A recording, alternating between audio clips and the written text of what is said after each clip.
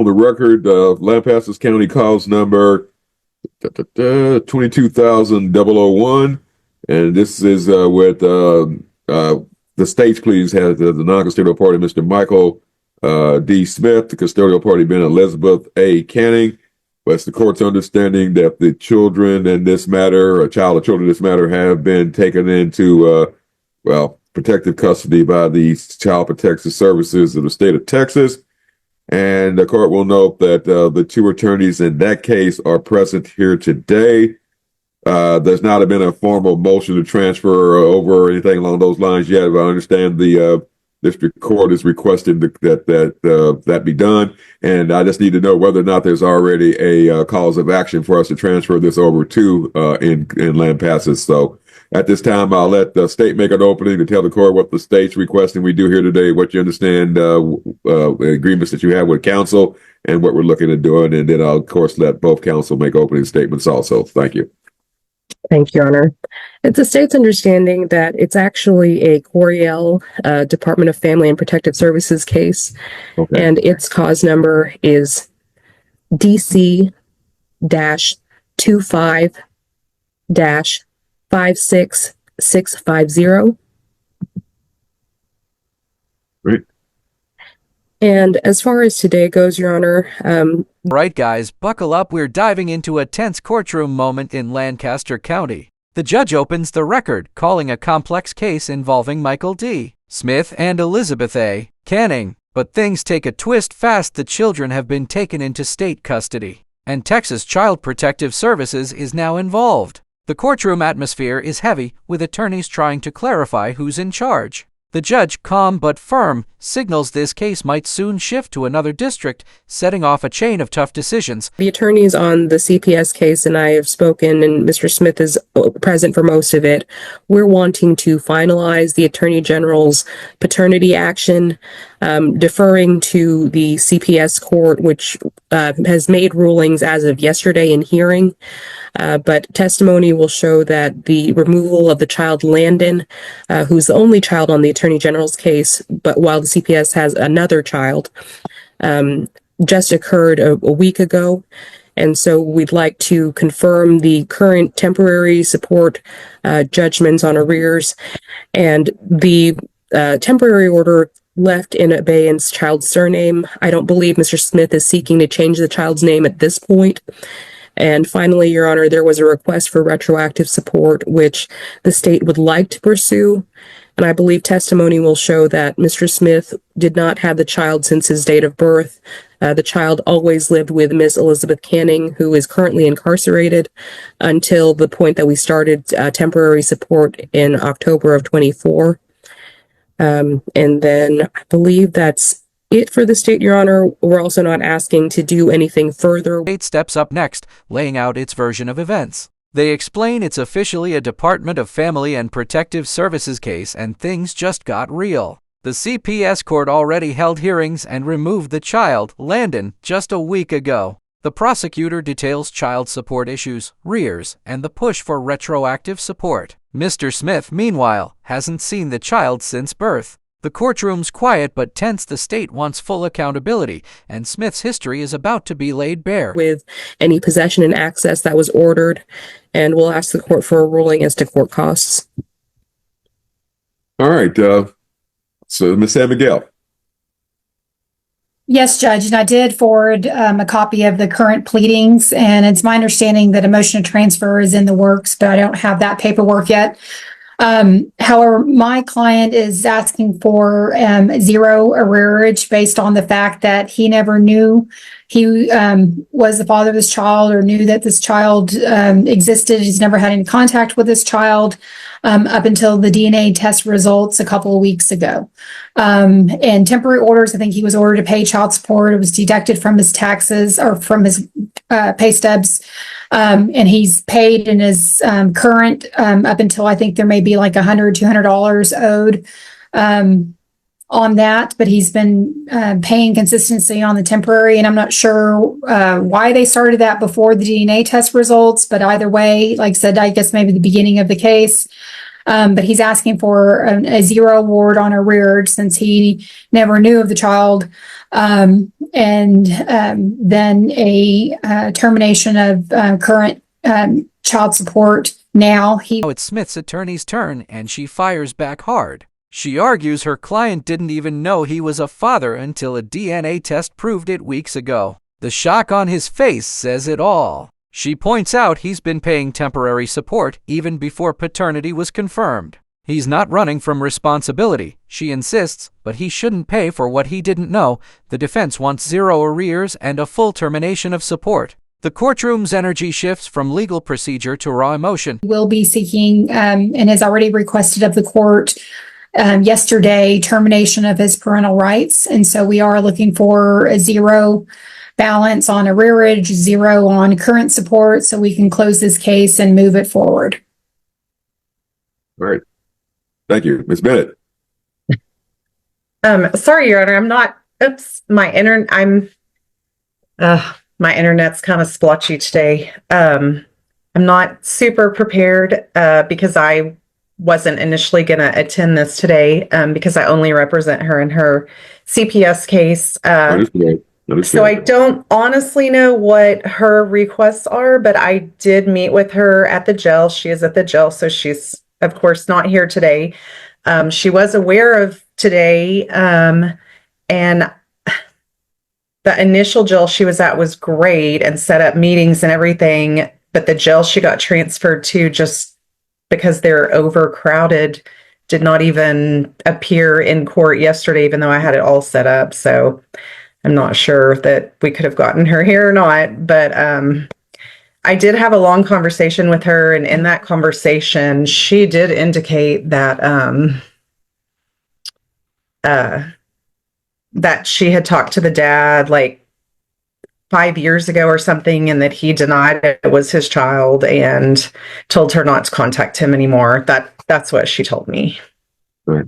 Well, the bottom line is he's on the line 4 years, at least 4 years, whether or not he knew or not. Okay. Next, the mother's attorney struggles to keep up. She wasn't even supposed to attend today. Her client, Elizabeth, is in jail and couldn't appear, but she reveals something explosive. Years ago, Elizabeth claimed she told Smith about the child, and he denied it was his. The tension spikes. Who's telling the truth? The judge leans forward, unimpressed. You have intercourse in Texas, he says bluntly. You know what comes next. The gavels might meet real-world consequences, and there's no escaping responsibility. It's the bottom line. The state's requesting it. I always order that.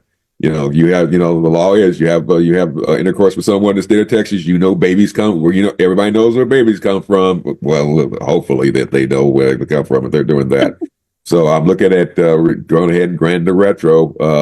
But I guess there's a legal reason for me not to, Ms. San Miguel. So again, he's responsible. Mom had the child for that time frame. He owes her the money. So so I'm obviously looking at kicking this over to let the CPS court take care of everything else. And if there's going to be termination or whatever, I'll let them take care of that one way or the other. But for right now, based on these circumstances, folks, I'm looking at having just do what the law says I need to do. I've already okay, I'm sorry, I don't have that file in front of me. I definitely don't have the one from Gatesville in front of me yet. So he's in that original order, we did find that he was the father. Is that correct, Ms. Bungat? We did, Your Honor, in default based on Ms. Canning's testimony. Okay, then so it's a default. Okay, so that's that. And then there was DNA test later on? Yes, Your Honor. And that confirms, correct? It does. All right, then. All right, it's a good bottom line kind of deal, folks. Obviously, I'm going to let the CPS court do what the CPS court needs to do. And I'm going to go ahead and, but I'm looking at going ahead and reducing the judgment, the amount that's still owed at this point. Sounds like he's pretty much up to date. It may be just a, one paycheck difference thing going on.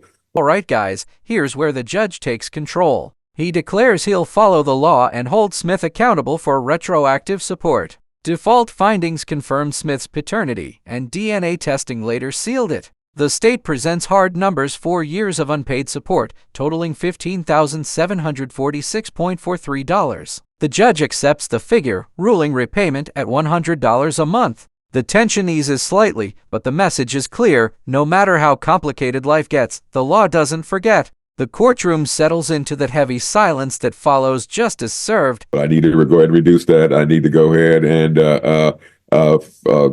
grant the state's request for retroactive child support. Does the state have a figure that they were requesting, or do you all need to sit down and try to figure out the math on that one? I do have a figure, Your Honor. It was based on Mr. Smith's annual income of $26,000 a year since June of 2020 through September of 24, and taking into account 2 additional minor children he had between 2020 and 22, totaling $15,746.43. Repayment at the $50 plus interest, Your Honor, would be $129, but the state is fine with anything over $79 to hit principal. Good. All right, then, folks. I'll let everybody tell me one final time. Anything else you requested me to do here? Again, I'm looking at going ahead and, like I say, transferring this over to CPS. I'm looking at going ahead and finding that and granting the retroactive child support for the 4 years the state's requested. I'll look at repayment at 100 even on that. Obviously, current child support is still per the order, but obviously the CPS court will have the opportunity to change that around as they see fit. But until further order of that court, that's what we're going to do as far as that's concerned. Unless did they deal with child support from either party yesterday? All right. No, it was mentioned that we were going to have that addressed here since you handled the child support. Since there's not placement, we're asking to terminate the child support. I think it would be better done in this court to terminate the current support since placement. The twists keep coming. The judge finalizes the order. Retroactive support stands. Current support continues only until CPS takes over. Smith's side argues for termination, pointing out the child isn't even with the mother anymore. Surprisingly, the state agrees. The judge nods, all right, we'll end current support as of today. It's a rare moment of unity in a courtroom full of conflict. With child custody shifting to CPS, the financial burden resets, but the emotional weight still lingers thick in the air. Since the child is not with the mother. Yeah. Correct, Your Honor. The state had no problem with that based on, again, the facts of the child not being with mother. All right, so this going forward, and I'll terminate the current child support, and as of the today's date, so the money that's due at the 1st of April is no longer due. Obviously, again, the court and the CPS court can take care of that when they do take care of it. And at this point, based on these sad circumstances, I'll go ahead and waive court cost also for either party. So, is there anything else that I need to specifically rule on, or anything else anybody's requesting, please? No, Your Honor. No. All right, folks. Good luck to you, Mr. Smith. Good luck. But obviously, I'm more concerned. Everybody sitting in this room right now is grown. My concern is always with the child and children in these circumstances, and hopefully it all works out for the best. Anyway, I'll go ahead and let the state prepare that order, and once we get I guess I'm trying to figure out, is that a straight out consolidation or a transfer? But we're moving since we're moving from one county to another. Yeah, you guys throw a bar question at me the first thing in the morning. I love it. But anyway, obviously it goes over. It's going to be transferred over in whatever's necessary, in whatever form is necessary to make sure that the CPS court has total jurisdiction on this matter until further order of the appropriate district court. Yes, ma'am.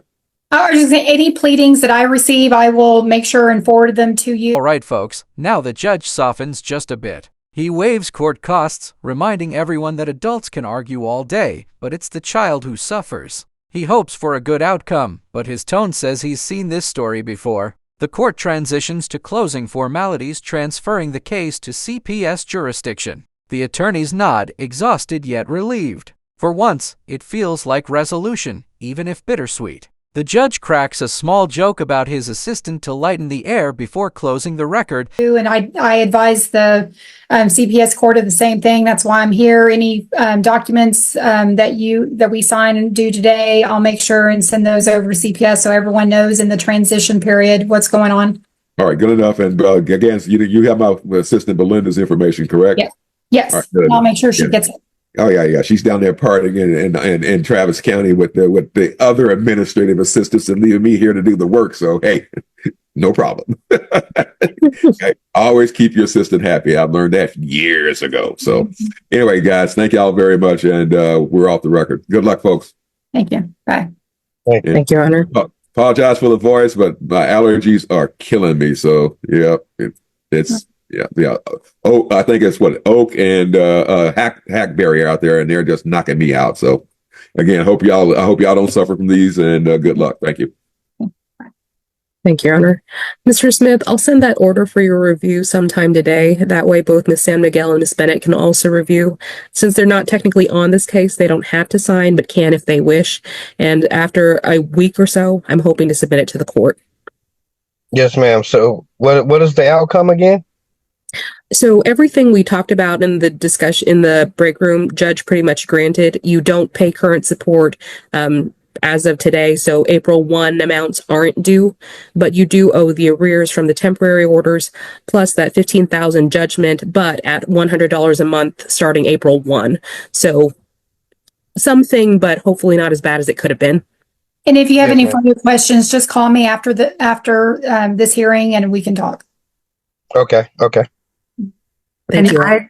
I would prefer not to sign. Oops, it blinked out again. I prefer not to sign since I. That's quite all right. That's quite all right. Understand. Okay. Thank you. But I will look at it or get a copy or whatever. Thanks so Yes, much ma'am. for including. Thanks for coming on today. As the hearing wraps, everyone reflects on what just happened. The lawyers agree to finalize documents and forward them to CPS. The judge ends with a mix of empathy and realism, reminding everyone that paperwork is just the surface of deeper family pain. Off-record chatter brings a touch of humanity jokes, allergy complaints, and polite goodbyes. But behind it all lies the truth of family court: no winners, only outcomes. Alright guys, the voice echoes one last time. Don't forget to like and subscribe. More real courtroom stories coming your way.